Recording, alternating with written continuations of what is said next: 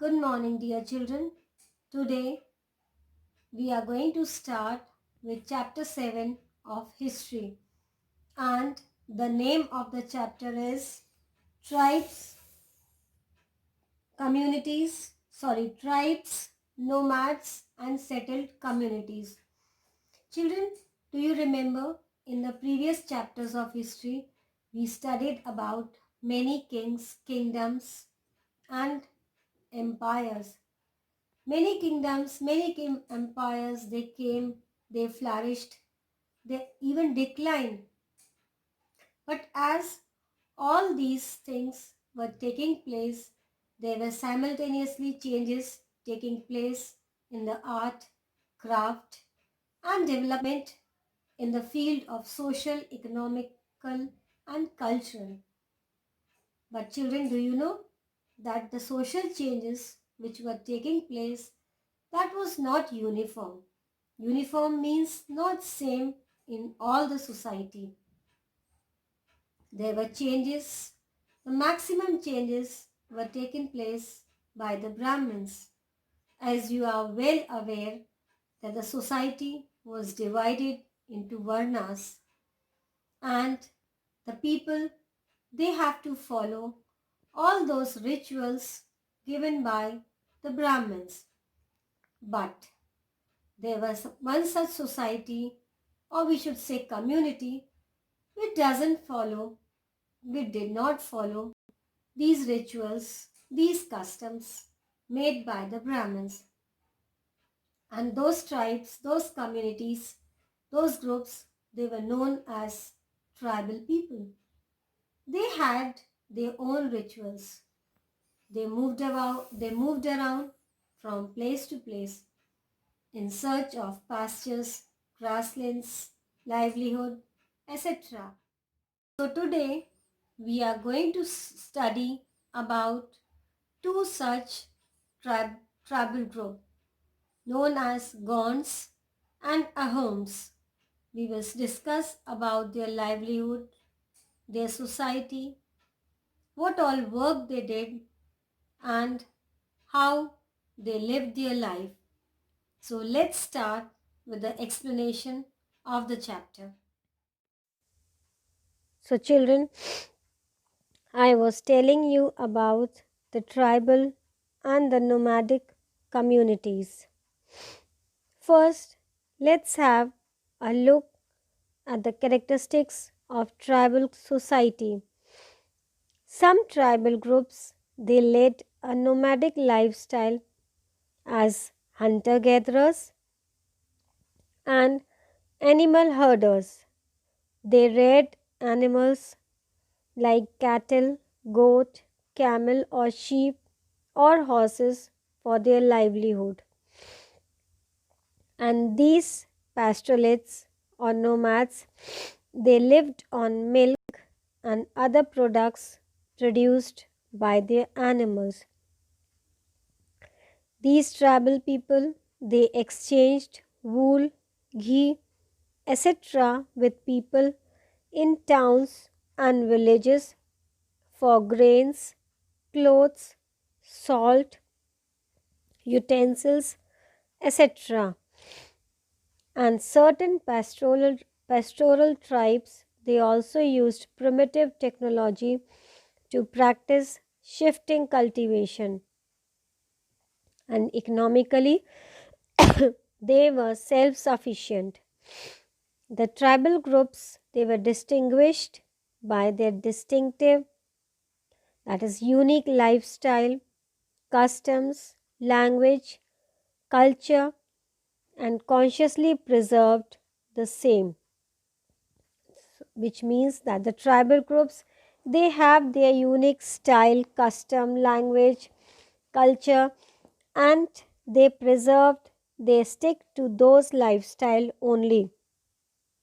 Their political system was based upon family or kinship ties and was headed by a tribal chief, which means that their political system or political setup, it was based upon their family or the blood relation, and the head and their head was the tribal chief. So children, this is the map. You can see in the book also, these are the major tribes of India. As I have told you, like Ahoms and Gonds. So let's see what is the difference between the two tribes and from where do the Gonds belong to. After the decline of the Kalchuris around the 13th century, several Gond chieftains they established their independent strongholds in southern and western parts of the Kalchuri kingdom. The capitals of the Gond chiefs they usually built near a hill or a river and were located at Deoghar, Kharla, Mandela and Chanda. So children, the capitals of the Gond chiefs they were usually built near a hill or a river side so that it can be easy for them to settle and have their livelihood over there. Now, society. What type of society? In what type of society the Gonds live? The Gonds led simple lives. They built their houses and cattle sheds of mud, timber, bamboo, and thatch. Their houses, that is, that were built by the their houses that was built by mud, timber, bamboo, and thatch. And the village consisted of a headman and a council which upheld Gond customs. So in their village there was one headman, one head and a council, and which upheld Gond, who looked after the Gond's customs and traditions. The large Gond tribe was divided into many clans, and each clan had its own Raja or Rai. So the whole Gond tribe, it was divided into many clans or groups, and each clan or group had its own Raja or Rai. The Gonds they were divided into 4 sagas, and each with its own deity and priest. The Gonds they were further divided into 4 sagas, and each one had its own god or goddess of worship and their own priest. Now let's have a look at the religion the Gonds worship or followed.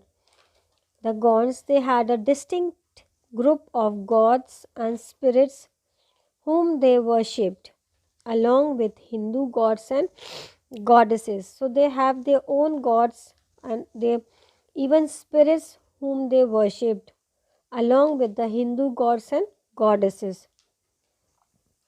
The Gonds worshipped a high god known as Persapen, also referred to as Baradev and Sri Shambhu Mahadev. So children, the Gonds they worshipped a high god. According to them, he is the superior one known as Persapen, which was also known as Baradev and Sri Shambhu Mahadev. And the village priest was known as Devari. He performed all the sacrifices and rituals for village festivals.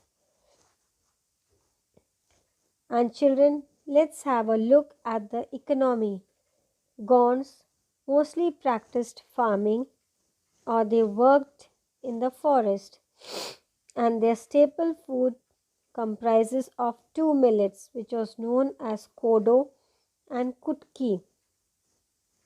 The vegetables they were either collected from the forest or grown in the kitchen gardens, and they gathered honey from the forest as well. So these all were the work did by the Gonds to earn the money.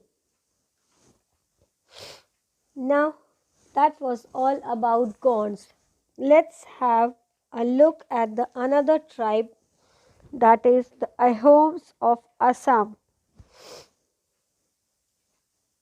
So first see the administration of Ahoms. The Ahoms followed a centralized system of administration. The Ahom kings, which was also called as Swargadios, that means the lords of the heaven, he divided their kingdom into provinces, and each province was kept under the control of a governor called Bharpakhans. So the Ahoms, they followed a centralized system, and the Ahom kings, which was considered as the lord of the heaven, he divided their kingdom into several small provinces, and each province was under the control of a governor. And what all they did to earn the money? Wet rice cultivation was introduced by the Ahoms in Upper Assam. So they introduced wet rice cultivation, a combination of superior rice cultivation technology and a system of irrigation, along with reclamation of land using dikes and embankment, helped the Ahoms to establish the initial state structures. And during the 16th century, coins was also introduced in the Ahom kingdom, and the kings also adopted the Mughal system of land measurement. So children, this is how their economy functioned, their work was done smoothly. That's all. I hope you have understood about the two tribes. For detailed understanding and for better understanding, read the chapter, mark all the important features of both the tribes and also the meaning of the tribal people. That's all for today. Thank you. Have a good day.